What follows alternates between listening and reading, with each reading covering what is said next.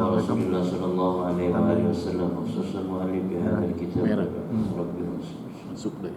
Al-Fatihah. A'udzu billahi minasyaitonir rajim. Bismillahirrahmanirrahim. Alhamdulillahi rabbil alamin arrahmanir rahim maliki yaumiddin. Iyyaka na'budu wa iyyaka nasta'in. Ihdinas siratal mustaqim. Shiratal ladzina an'amta 'alaihim ghairil maghdubi 'alaihim waladdallin. Bismillahirrahmanirrahim. Alhamdulillahi rabbil alamin. Wa bihi nasta'inu. Wassalatu wassalamu ala asyrafil anbiya wal mursalin wa ala alihi wa ashabihi ajmain, amma ba'd. Qala al-mu'allif rahimahullahu ta'ala wa adaman nafa'a bihi wa bi ulumihi fid dharain amin. Bismillahirrahmanirrahim. Babul muraqabah. Bab menjelaskan tentang muraqabah. Muraqabah itu pengawasan dari Allah Subhanahu wa taala. Qala Allah Ta'ala, Allah berfirman, alladzi yaraka, zat yang melihatmu, hina taqum, ketika engkau bangun untuk melaksanakan sholat. Makanya kalau sholat itu iqamatus sholat, melaksanakan sholat. Baik sholat yang dilakukan berjamaah ataupun sholat munfarid, sholat sendiri, Allah itu melihat. Ini level kedua dari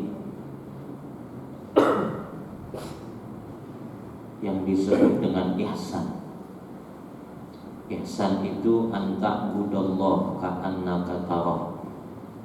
Level pertama ihsan itu anta'budallah ka'annaka tarah. Engkau menyembah kepada Allah seolah-olah engkau melihat Allah. Dimensi yang berbeda antara kita dengan Allah itu menjadikan kita sulit. Sebab Allah sekalipun wujud, Allah itu kita yakinin wujud. Wujud itu artinya ada. Tetapi adanya Allah itu tidak bisa kita lihat. Ya wujud ya gaib. Gaib karena gak bisa dilihat. Dan mustahil ada orang bisa melihat Allah di dunia, itu mustahil. Kalau merasakan kehadiran Allah itu melihatnya pakai basirah. Basirah itu mata hati. Ada orang kadang ketika berzikir dia paham zikirnya, terus dia fokus dengan zikirnya, dan betul-betul tidak ada dalam pikirannya kecuali zikir yang dia baca itu bisa menjadikan wajilat qulubuhum, hatinya bergetar. Dan getaran-getaran itu tidak bisa didapati oleh semua orang. Coba deh kita berzikir la ilaha illallah, la ilaha illallah. Hati itu tidak ada getarnya. Tapi ada orang yang mengupayakan supaya muncul getaran itu, dia ingat dosa-dosanya. Sampai ketika dia membacakan kalimat la ilaha illallah, karena teringat dosa muncul rasa takut yang luar biasa. Wajilat qulubuhum, getar hatinya. Ntar gak lama netes air matanya. Itu level di dunia ini kita tidak akan mampu, tidak akan bisa melihat Allah iyanan dengan mata kepala. Tapi kalau basirah dengan mata hati kita bisa merasakan kehadiran. Makanya di tingkat tertinggi Islam, iman, ihsan itu tingkat tertinggi. Itu levelnya ada yang kelas atas, antak budallah ka anta katawan. Engkau sholat, ibadah sholat misalnya, seolah-olah di depan itu engkau melihat Allah. Tapi hampir rata-rata kita gagal dan tidak bisa. Kalaupun melihat tadi pakai basir. Nah kalau nggak bisa, fa in lam takun tara fa innahu yara. Nah yang kedua ini yang sangat mungkin. Kalau ketika engkau ibadah nggak bisa menghadirkan Allah,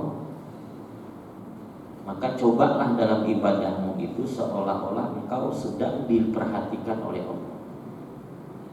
Nah orang yang selalu merasa diperhatikan oleh Allah itu orang yang muraqabah, orang yang mawas diri, sehingga takut untuk melakukan perbuatan-perbuatan yang bertentangan dengan perintah-perintah Allah, karena merasa dirinya selalu diawasi oleh Allah. Wa taqallubaka fis sajidin, dan bolak-baliknya gerakan dirimu itu fis sajidin ketika engkau sholat. Nah, sholat itu di dalam Al-Quran sering dibahasakan dengan kata sujud, karena di antara inti sholat itu adalah sujud. Makanya sampai sujud itu dijadikan salah satu ciri utama umat Nabi Muhammad SAW. Sujud yang dimaksud itu sama. Muhammadur Rasulullah walladzina ma'ahu asyidda'u 'alal kuffar ruhama'u bainahum tarahum ruk'an sujjada. Kau lihat umat Muhammad itu rajin ruku, rajin sujud. Itu maksudnya salat.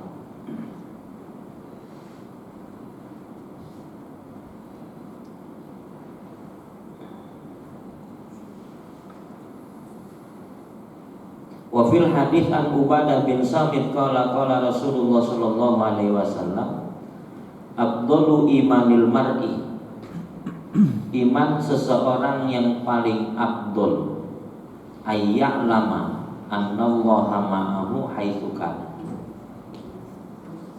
Dia tahu bahwa Allah membersamai dia dimanapun dia berada.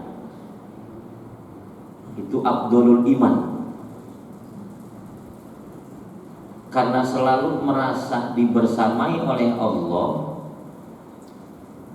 Ini nanti pun ada orang yang merasa dia dibersamai oleh Allah, tetapi tidak muncul rasa takut, rasa wajilah nggak muncul, makanya tetap aja maksiat. Tapi ada orang yang ketika merasa dibersamai oleh Allah, terus muncul rasa takut untuk melakukan pelanggaran-pelanggaran terhadap perintah Allah. Maka orang yang model nomor 2 ini yang hidupnya akan lurus. Itu iman yang paling afdol. Kita tahu bahwa kita ini selalu dibersamai Allah dimanapun kita berada. Maka nanti ada hadis ittaqillaha haitsuma kunta. Bertakwalah engkau, takutlah engkau kepada Allah haitsuma kunta, dimanapun engkau berada. Tapi lalainya kita ini kadang-kadang luar biasa. Ingat kalau Allah itu bisa melihat kita. Ingat bahwa Allah itu selalu mengawasi kita, sehingga segala aktivitas kita itu semuanya terpantau oleh Allah. Tapi tetap saja melakukan maksiat. Nah, ingat yang seperti itu baru pada tataran ilmu, belum pada tataran pengamalan. Makanya Imam Ghazali agak saklek, kata beliau, al ilmu bila amalin jununun. Ada orang punya ilmu nggak diamalkan, kayak orang gila kan? Udah tahu tapi kagak dikerjakan. Wal amalu bila ilmin, ada orang yang amal aja tapi kagak tahu ilmunya, la yakunu, kata Imam Ghazali, ya nggak ada apa-apanya juga. Maka ibadah kita itu kualitasnya, kemudian rewardnya itu digantungkan pada ilmu yang ada pada kita. Makanya Nabi menyuruh umatnya belajar itu nggak ada batas waktu. Kalau orang Barat punya konsep long life education, belajar sepanjang hayat, tapi Islam lebih panjang. Kata Nabi, utlubul ilma minal mahdi ilal lahdi. Tuntutlah ilmu sejak engkau dari buayan ibu. Ada yang mengartikan buayan ibu itu ketika masih dalam kandungan. Sebab ketika bayi itu umur 4 bulan dalam kandungan ibunya, itu sudah ditiupkan ruh. Telinganya sudah bisa mendengar, matanya sudah bisa melihat, kulitnya sudah bisa merasa. Dan dari sejak saat itu apa yang dilakukan oleh ibunya berefek pada jabang bayinya. Kalau emaknya sering joget dangdut, nah itu anaknya ngikut Pak di dalam. Besok keluar kau tahu-tahu jadi pedangdut tuh aja. Kalau disetelin ayat Quran terus, besok itu bocah lahir baca Quran ada gampang. Karena dari sejak di alam rahim umur 4 bulan itu sudah diperdengarkan. Saya termasuk orang yang percaya sekali dengan hadis ini. Makanya saya setiap istri saya hamil umur 4 bulan itu dulu makanya MP3. Itu MP3 saya setel dari mulai mau tidur sampai subuh Pak. Dia korban-korban dikit dah. Karena saya pengen punya anak itu semuanya awalnya bisa baca Quran dulu, baru bisa baca Latin. Alhamdulillah tiga-tiganya begitu. Jadi ikhtiar kita orang tua. Saya enggak tapi puyeng kalau anak saya nggak bisa bahasa Indonesia, bahasa Inggris, bahasa Arab, tapi puyeng saya. Tapi kalau anak saya kagak bisa ngaji, puyeng benar saya. Sebab dari dulu pun saya dididik oleh orang tua saya untuk ngaji. Karena saya baru tahu setelah besar, begitu besar manfaatnya ketika anak udah bisa ngaji, orang tua meninggal, itu kekirim terus pahalanya. Ini yang disebut oleh Allah zurriyatan thayyibah, anak cucu yang baik, yang bisa menghidupkan seolah-olah orang tuanya yang udah mati itu hidup lagi. Karena dia tidak beramal tapi dia dapat khidmat pahala. Dia gak baca Quran karena udah mati, tapi anaknya yang dulu diajarin Quran, baca Quran terus, maka setiap itu anak baca Quran, orang tuanya kebagian pahala. Pentingnya begitu Pak. Tapi kalau itu sudah bisa, ya anak harus diajarkan dengan ilmu yang lain. Karena bagaimanapun semua ilmu itu sumbernya adalah dari Allah. Dan yang turun ke dunia ini cuma sedikit. Dari 100 ilmu yang Allah punya, yang Allah turunkan ke dunia cuma 1. Wa ma utitu minal ilmi illa qalila. Nanti buktinya apa? Buktinya gampang. Dulu orang-orang yang hidup di zaman 80-an itu kagak ketemu HP, Pak. Ilmu HP belum Allah turunin, masih terkonsep di atas. Tapi semakin kemari konsep itu diturunin, lalu jadi realita. Nah kita juga nggak tahu 10 tahun ke depan kan bisa bagaimana, kita nggak tahu. Kita dulu nggak pernah kepikiran bahwa beli barang itu bisa kayak gini modelnya. Dulu bahkan kita kalau beli barang harus ke pasar. Pasar berubah jadi mall, mall berubah jadi model sekarang ini. Makanya yang gede-gede juga, jangankan sekelas Matahari, sekelas Tanah Abang aja bangkrut Pak itu, dihajar sama online itu. Jadi kita nggak tahu kan 10 tahun ke depan kayak apa lagi model dagang itu. Nah itu emang ilmu kita belum ada, karena yang Allah turunkan itu emang harus sedikit. Makanya nanti kita di antara kekagetan kita itu, kita kaget ketika dibangkitkan itu ternyata otak kita ingat semua Pak. Dari mulai yang kita dilahirkan itu ingat semua tuh. Jadi dari situ aja kita suruh ngisap diri kita. Hisap dirimu dulu, ingat semua tuh. Dari mulai kita kecil, balai itu ingat semua. Lalu kita suruh mereka. Nah kalau sekarang nggak bisa, nggak ingat kita yang 20 tahun yang lalu kita lakukan itu apa, kita nggak ingat. Paling yang ingat yang besar-besar aja, yang punya kenangan. Yang enggak berkenan lupa semua sudah. 20 tahun lalu kita ngelakuin apa. Karena memang ilmunya itu masih pada ilmu dunia. Tapi nanti begitu ilmu akhirat, ketika pengetahuan kita semuanya dikembalikan oleh Allah, sampai kita memahami segala apa yang kita lakukan itu, baru kita bisa mengukur diri kita. Oh, ternyata amal saya banyakkan jeleknya daripada buruknya. Makanya kata Nabi, "Qafi riwayatin hasibu anfusakum qabla an tuhasabu." Hisab dirimu sebelum kita dihisab sama Allah. Nah, sahabat yang paling pintar menghisab dirinya itu Sayyidina Umar bin Khattab. Itu setiap malam menjelang tidur itu menghisab dirinya, Pak, dari tadi mulai bangun tidur sampai mau tidur, dia rekan itu. Secara matematika saja dia rekannya. Oh, banyakkan baiknya, oh banyakkan.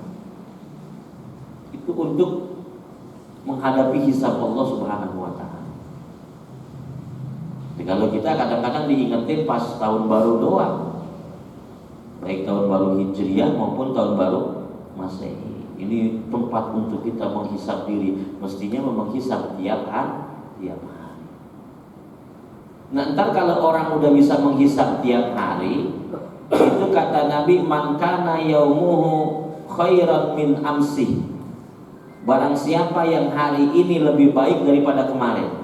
Dia kan gak bisa tahu kalau hari ini lebih baik dari kemarin kecuali kalau dia menghisab. Dia menghitung-hitung yang kemarin apa yang dia lakukan nih. Oh, begini. Sekarang hari ini apa begini. Oh, ternyata hari ini saya secara zahir lebih baik daripada yang kemarin. Kata Nabi, orang yang seperti itu fahuwa robihun, orang beruntung. Bisa sebetulnya kita misal itu bisa tiap hari itu. Yang zahir aja.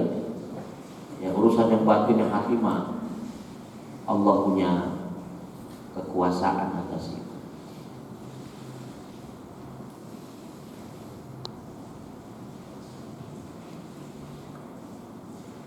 Wa qala ta'ala, Allah berfirman. Jadi model kitab Riyadhus Shalihin ini, kalau dia masuk dalam bab baru itu mesti yang ditampilkan ayat-ayat Quran dulu. Baru setelah itu nanti yang ditampilkan hadis-hadisnya. Wa qala ta'ala, Allah berfirman, wa huwa ma'akum. Dan dia Allah ma'akum bersama kalian. Aina ma kuntum, dimanapun kalian berada. Itu kita disuruh untuk selalu merasa dibersamai oleh Allah. Jadi kalau sudah ada pemahaman itu kemudian diamalkan, baru muncul kesadaran.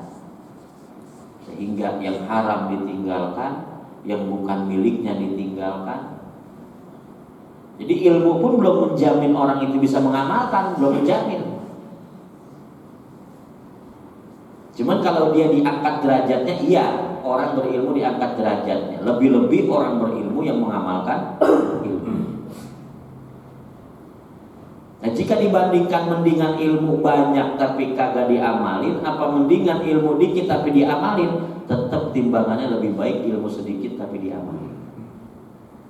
Karena inti dari ilmu itu adalah pengamalan terhadap ilmu itu. Makanya kita ini Indonesia ini semuanya bocah diajarin supaya bisa. Matematika bisa, IPS bisa. Bahkan emak bapaknya kalau anak ada yang nilainya jelek marah-marah. Padahal anak punya kecenderungan skill yang lebih yang diberikan Allah kepadanya. Dan itulah nanti yang akan jadi peneman dalam hidupnya. Semuanya diberikan skill. Dan skillnya itu berbeda-beda. Maka jadilah diri sendiri, jangan jadi orang lain. Jangan ngikut-ngikut orang lain. Anak saya mau mondok kemari ya ikut ini, nggak boleh. Aku kalau mau mondok kemauan sendiri. Akhirnya dia milih sendiri. Saya ajak survei ke tempat-tempat, beberapa tempat. Nah, dari tempat itu mana yang kamu pengen? Ini, nggak ada temannya. Sengaja saya tidak mengajak temannya. Nah, tetapi jika kita yakin bahwa temannya itu adalah orang baik, maka perlu buat kita ikuti. Julasaul khair, teman duduk yang baik itu adalah orang yang kalau kita melihat dia itu kita ingat sama Allah. Ingat sama Allah itu bisa jadi karena itu orang rajin ke masjid, bisa jadi itu orang rajin zikir, sehingga ketika orang lain melihat dia itu ingatnya, dia mau ke masjid mulu. Itu man zakarakum billahi ru'yatuh, kata Nabi.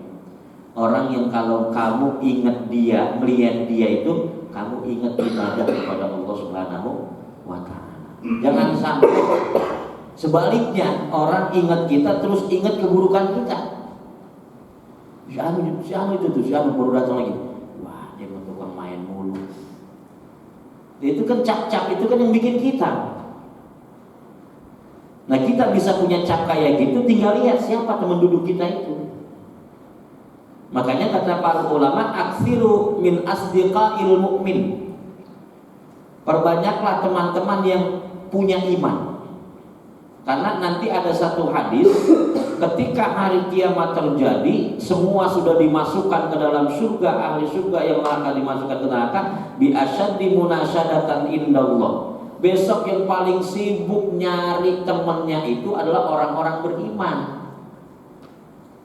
Begitu dia masuk surga, ya Allah, si anu kemana ini? Kanu yusalluna ma'ana. Dulu di dunia dia kalau sholat bareng sama saya.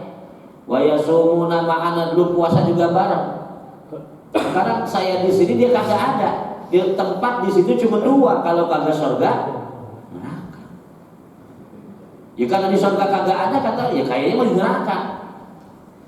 Diberikan oleh Allah izin untuk mengeluarkan temannya itu yang di neraka. Ini yang oleh Al-Quran disebut manzalladzi yashfa'u indahu illa.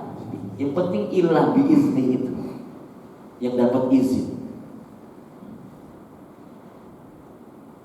Makanya Nabi ngajarin kalau berteman sama yang lebih baik. Cuman zaman ini sering menjadikan akal kita ikut-ikutan. Kalau berteman sama orang yang rajin di masjid, wah kuno lu, ngaji mulu kan ya. Kalau berteman sama yang tukang pergi mulu tiap minggu itu, wah itu top tuh teman begitu tuh. Itu dibolak-balik karena zaman itu.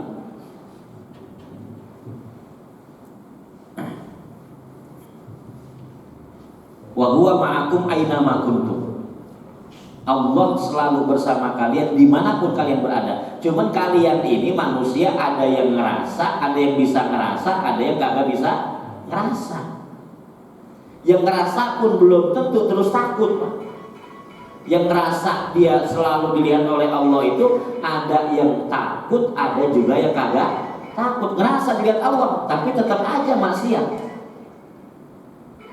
Itu terus perlu terus ikhtiarnya itu dikencengin lagi gitu. Ya. Supaya rasa tahu kita Allah itu melihat kita itu menjadikan kita mengamalkan sesuai dengan yang Allah inginkan. Wa huwa ma'akum aina ma kuntum. Bahkan dalam Al-Qur'an, wa idza sa'alaka ibadi, apabila ada hambaku nanya tentang aku, fa inni qarib, katakan bahwa aku ini dekat. Bahkan dekatnya Allah itu digambarkan aqrabu min hablil warid, lebih dekat daripada urat-urat kita di dalam ini, Pak nih. Urat-urat kita di dalam ini yang menyatu dengan tubuh kita ini. Itu dari itu saja Allah lebih dekat. Karena kita ini kan memang makhluknya yang di situ Allah berikan chip kepada kita. Ada chip semua ini, Pak. Ada chip semua. Sehingga tidak ada satupun yang bisa lolos dari pengawasan Allah Subhanahu wa ta'ala. Karena ada chipnya semua. Dan tidak bisa dilepas chip itu. Dan biasa yang paling bikin kita kaget itu, Kalau dalam surat Yasin mungkin al-yauma nakhtimu ala afwahihim wa tukallimuna aydihim wa tashhadu arjuluhum. Di surat Yasin itu dikatakan mulut kita dikunci, nggak bisa ngomong. Yang ngomong tangan kita, yang ngomong kaki kita. Lebih kaget lagi kita besok yang ngomong itu adalah kulit-kulit kita. Ini kulitnya dari ujung rambut, dari ujung kepala sampai ke bawah. Itu nyaksiin semua. Itu jadi saksi buat Allah. Itu diantara chip Allah yang gak bisa lepas itu, Pak. Jadi apapun yang kita lakukan, mungkin istri kita nggak tahu, anak kita nggak tahu, teman kita nggak tahu, tapi sepanjang kulit masih kita bawa, Allah pasti tahu. Ntar kaget dah kita, begitu kulit pada ngomong kita kaget. Wa qalu li juludihim, kata Allah dalam Al-Quran. Lalu manusia itu ternanya sama kulitnya, Maza antaqanallah, kulit, kenapa engkau sekarang membicarakan semuanya kepada Allah? Karena dulu aku merasa aku melihat engkau itu nggak punya mata, nggak punya telinga. Kok sekarang tiba-tiba jadi pandai begini? Bisa melihat segala macam, mempersaksikan apa yang aku lakukan dari mulai aku lahir sampai aku mati. Apa kata kulit? Qalu antaqanallahu allazi antaqa kulla syai'. Sekarang ini yang diberikan wewenang untuk bercerita sehingga bisa bicara adalah aku, kata kulit. Maka semua akan aku beberkan di hadapan Allah Subhanahu wa ta'ala. Itu diantara chip Allah tuh kulit kita. Makanya siapapun tidak bisa lepas dari pengawasan Allah Subhanahu wa ta'ala. Mudah-mudahan muncul kesadaran ini. Muncul kesadaran ini terus mampu untuk memunculkan rasa takut. Kalau cuma sadar doang belum tentu takut. Tahu doang belum tentu takut. Tahu nih Allah lihat kita nih, tapi belum tentu tahunya itu membawa rasa takut. Maka kata Nabi, ittaqillah, takutlah engkau kepada Allah, haitsu ma kunta, dimanapun engkau berada.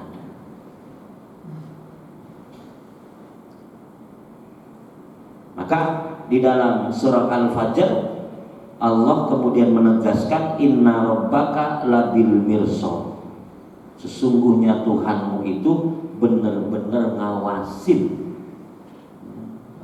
semua makhluk ciptaannya.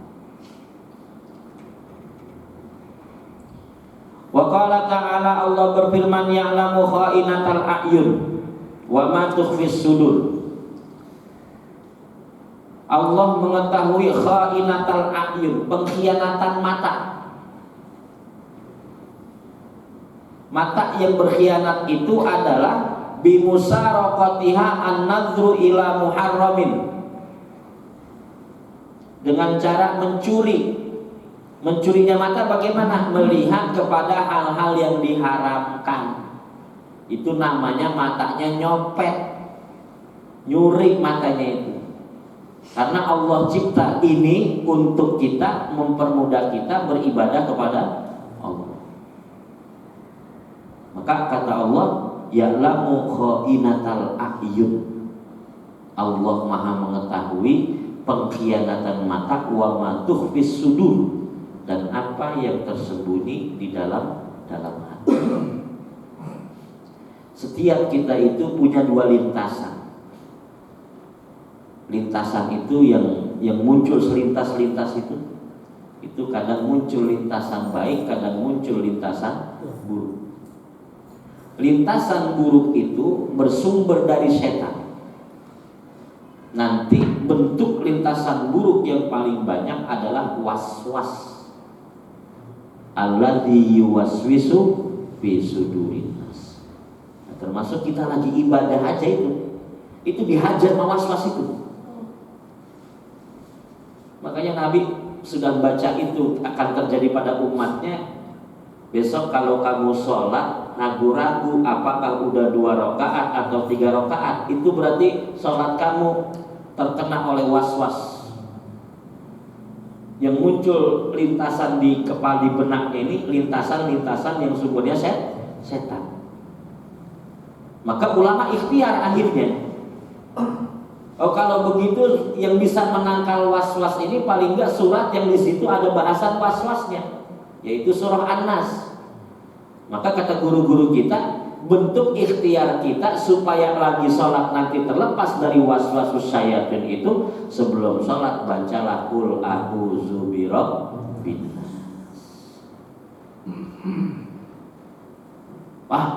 Saya udah baca itu masih aja was-was saya. Lu baca was-was aja masih diganggu, apalagi kalau baca. Udah acak-acak setan udah sholatnya. Dia ingin menyalahkan Quran ini. Katanya kalau baca itu was-wasnya hilang. Ternyata saya baca kagak hilang. Bukan was-was lu kebanyakan.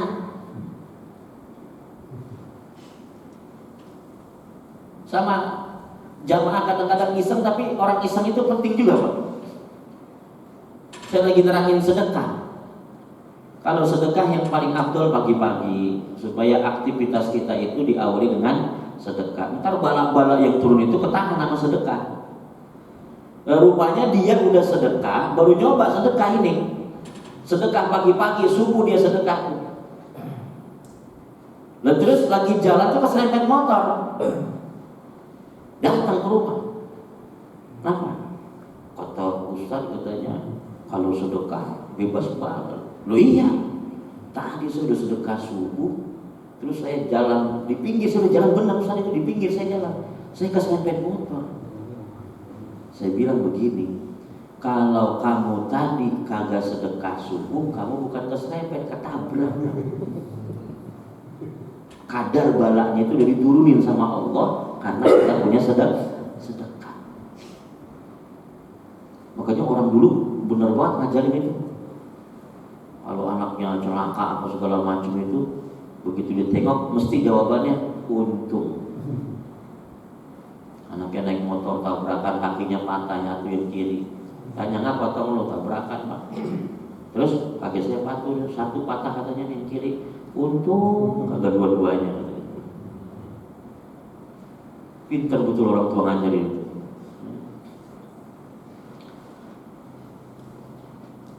Jadi pengkhianatan mata kita itu ketika melihat hal-hal yang Allah haramkan.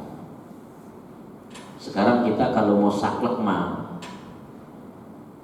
ya banyak betul Pak yang kita lihat itu, baik yang secara langsung maupun tidak langsung. Jangan dikira yang tidak langsung itu lain dengan sama aja. Lihat perempuan di televisi, dia buka jilbab, udah lihat aurat orang. Ada ribut, makanya orang hidup di akhir zaman ini megang syariat Nabi itu kayak megang bara, kadang mampu, kadang kagak mampu.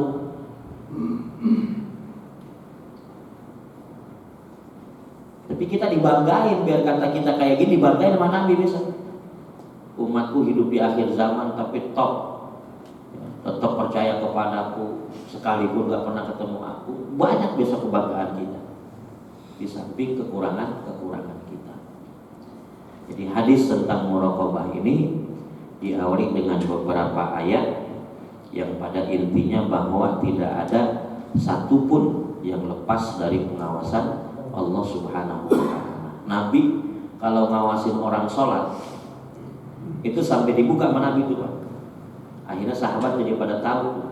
Itu Nabi itu kalau sahabat di belakang itu ada yang mencong sini, itu Nabi tahu. Karena Nabi itu diantara salah satu mukjizatnya itu bisa melihat ke belakang seperti melihat ke depan. Ini ada satu hadis dinukil oleh Ibnu Katsir dalam surah Asy-Syu'ara, "Sawwu sufufakum fa inni arakum min wara'i dhurri." Kata Nabi, itu saat sholat kamu tuh ratain, yang belakang ratain. Nah, yang belakang itu merasa Nabi nggak ngelihat. Terus Nabi menyatakan, aku itu bisa melihat belakang seperti aku melihat depan, tanpa merubah wajah, tanpa memutar wajah. Enggak. Jadi kayak seperti matanya ada dua, di belakang ada mata, di depan ada mata. Cuman yang di depan ini matanya zahir, yang di belakang ini matanya batin. Makanya Nabi tahu tuh mencong-mencong, Nabi tahu. Nah itu kemudian digunakan oleh para imam sebelum sholat untuk merapikan barisan. Ya yang mau pakai bahasa Jawa silakan pakai bahasa Jawa, pakai bahasa Sunda silakan, nggak harus pakai bahasa.